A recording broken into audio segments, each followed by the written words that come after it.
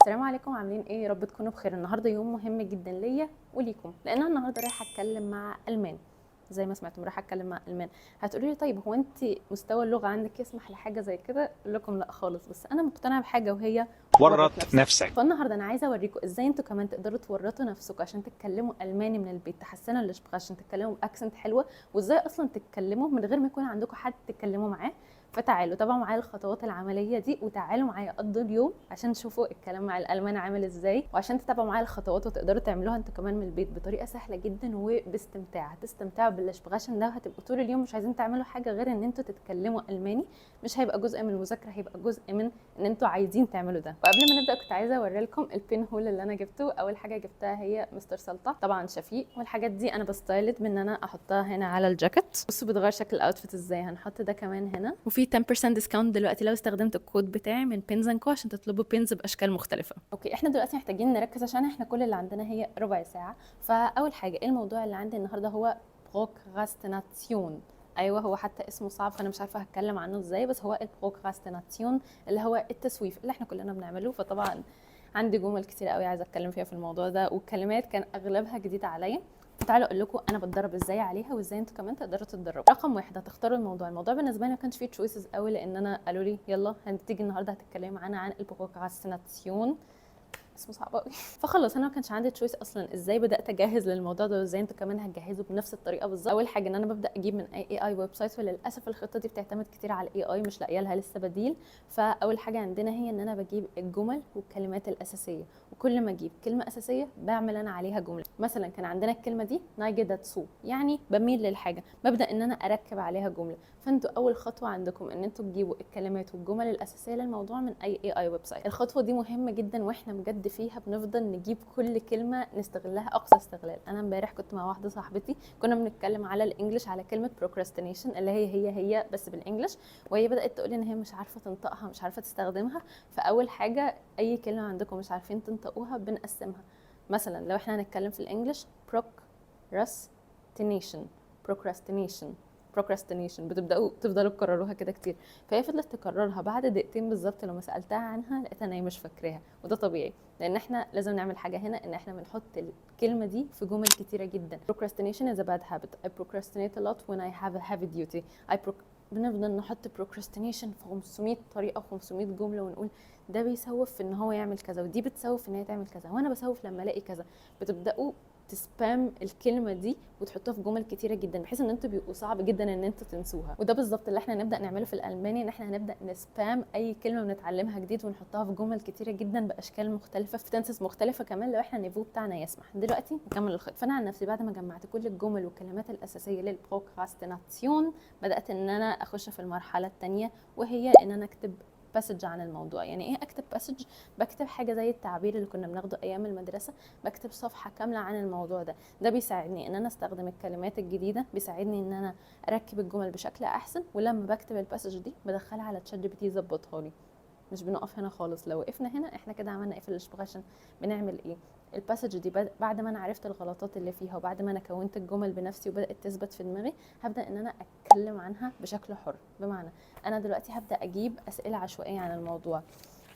was bedeutet Prokrastination. المرحله اللي بعدها ان انا ببدا اجيب اسئله عشوائيه جدا عن الموضوع وابدا اجاوبها، لان ده اللي انا هعمله النهارده لما اقابل الناس دي. هو ايه؟ ان انا بخلي تشات جي بي تي يبعت لي اسئله كتير جدا عن الموضوع ده، وابدا ان انا اعصر مخي في كل سؤال، ان انا احاول اجاوبه صح، وان انا احاول اصلا اجمع الجمله. لان صدقوني لو انتوا فاكرين انه الكلام ان انا بس اتاكد انا بتكلم صح ولا لا، لا ده غلط.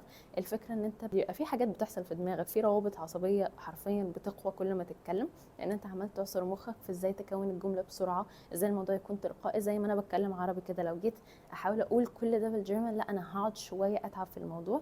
فانت اللي بتعمله بان انت بتتكلم بشكل حر عن موضوع، ان انت بتقوي الخلايا العصبيه دي، ان الموضوع عندك يكون تلقائي اكتر او سبونتان. وكان كل ما كلمه تقف معايا ما بقاش عارفه انطقها ازاي، او هي مش راضيه خالص تثبت في دماغي، كنت بروح اسمعها من على يوجلش جيرمان. يوجلش جيرمان ده كله عباره عن نيتيفز او قطع من فيديوهات اليوتيوب، بيجيب لك بالظبط الحته اللي الكلمه اللي انت عايزها بتتنطق فيها، فبيساعدك ان انت تسمعها في السياق بتاعها وتسمعها بالطريقه الصح. تركايه كمان ان اوقات كنت انا اللي بسال تشات جي بي تي، بمعنى انا اقول له طب انت ايه رايك ليه الناس بتسوف، وابدا بتكلم كتير عن الموضوع وانا كاني بستجوبه، منها ان انا باخد افكار اجابات، ومنها ان انا بعرف ازاي اكون سؤال.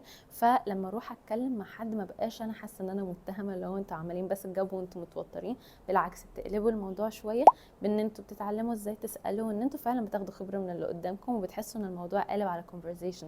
طيب لو انا ما عنديش حد اتكلم معاه وانا هتدرب من البيت، عادي جدا عندك تشات جي بي تي، وعندك فكره بس ان انت يبقى في سؤال قدامك وانت تبدا تجاوبه وتعمل ريكورد لنفسك زي ما انا بعمل ريكورد لنفسي دلوقتي، ده كفايه جدا. الخطوه الثالثه واخر حاجه انا عملتها هي ان انا بقيت اجيب فيديو يوتيوب عن الموضوع ده وابدا اعمل شادوينج معاه. فانا الموضوع بتاعي عن البروكراستيناسيون، فبدات ان انا اجيب الفيديو من على اليوتيوب بيتكلموا عن الموضوع ده. لقيت قنوات كتيره جدا انا نفسي اللي بحب امشي معاهم في الشادوينج، قناه اسمها Learn German وEasy German، الاثنين بيمشوا برتم كويس بالنسبه لي وبيبقى فيه دايما كلمات جديده.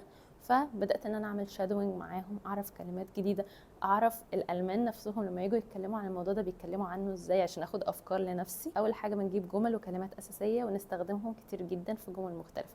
تاني حاجه ببدا اكتب انا باسج عن الموضوع، وبعد ما بصححها ببدا اتكلم بيها كاني بحكي موضوع لواحده صاحبي. رقم 3 ان انا باخد اسئله من شات جي بي تي او من اي ويب سايت وابدا اجاوب عنها كاني بالظبط بكلم حد. لازم تجاوب بسرعه على قد ما تقدر، ولازم تحس ان في حد قدامك. انت ممكن تعمل ده من خلال ان انت تعمل ريكورد لنفسك او تبص لنفسك في المرايه تقرا السؤال وتبدا ان انت تجاوب. رقم 4 واخر حاجه عندنا، وطلعوا ان هم 4 خطوات. اخر حاجه ان احنا بنعمل شادوينج على فيديو للموضوع ده بالذات، بنعرف هم بيردوا ازاي ونبدا نتكلم وراهم. ده خلينا نحسن الاكسنت بتاعتنا، لو في اي كلمه بننطقها غلط بنظبطها. وعامه تركيب الجمله بيبقى احسن في الموضوع ده بالذات، لان كل موضوع بتحس ان هو ليه رتم معين.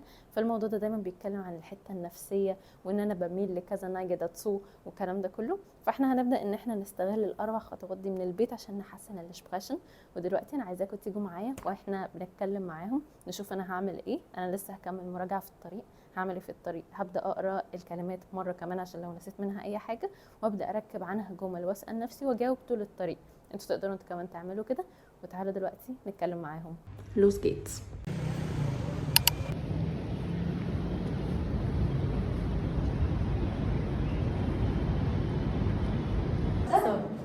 Oder irgendwie bestack. Was ich nicht mal verstanden habe mal. Moment, jetzt werden wir gemeinsam dieses Video an. Jeder Mensch hat heute Prokrastination als eine Gewohnheit, aber der Unterschied ist wie oft und warum. Prokrastination bedeutet, dass wenn du langweilige oder schwierige Aufgaben hast, du List haben und wichtigste realistische Ziel setzen. Okay, Applaus, Applaus. بقالي 3 ساعات بس ما بتكلم ألماني، حاسة ان انا دماغي محتاجة كول داون، خلاص محتاجة اقعد في تلج.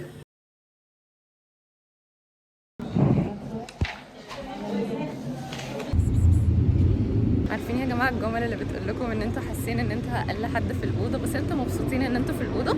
اكتشفت ان احنا النهارده اغلب الجمل اللي احنا خدناها من بيت سباي وتسي اينس اللي هو مش مستواي خالص.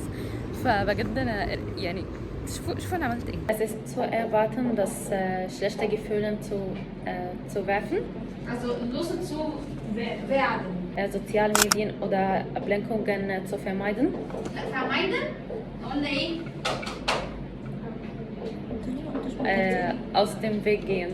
اوكي sozial Medien aus dem Weg also zu gehen. اوكي. بص، على قد ما انا كنت طول ما انا بتكلم جايه في دماغي اللي هو انت مش تتكلمي حلو، انت مش عارفه تظبطي الجرامر وكده، على قد ما انا فعلا كنت مبسوطه انا في الاوضه. اللي هو انا بدل ما اقعد في البيت عماله اذاكر بالراحه وكده، انا ضغطت نفسي ان انا مره واحده يلا انا هنزل هاخد حاجات مستويات سي اينس، عماله اظبط الجرامر وضغطت نفسي قوي ان انا اتكلم. اللي هو انا محتاجه في دقيقتين اكون 10، صراحه مش دقيقتين يعني 7 دقايق محتاجه اكون 10 جمل تكون سي اينس وحاجات زي كده.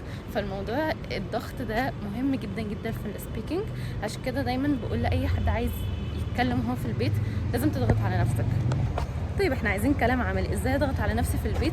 بان انت تسيت تايمر او تريكورد نفسك كانك هتبعت الفيديو ده. قول ابعت الفيديو ده لحد من صحابك، مفيش كائن.